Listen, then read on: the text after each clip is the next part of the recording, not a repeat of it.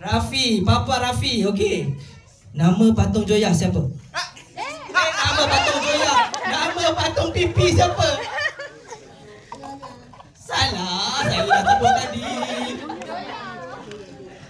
Joya, betul. Ada error sikit dekat saya. Minta maaf. Okey, last soalan. Korang ada tengok poster Papa Zola ada movie tu kan? Ada satu bas. Bas tu warna apa? Angkat tangan. Okey, adik ni. Nama siapa dik? Husna. Papa Husna saya panggil, boleh? Okey. Warna apa bas tu? Pink. Betul. Tepuk sikit. Okey, jom kita bergambar dengan semua.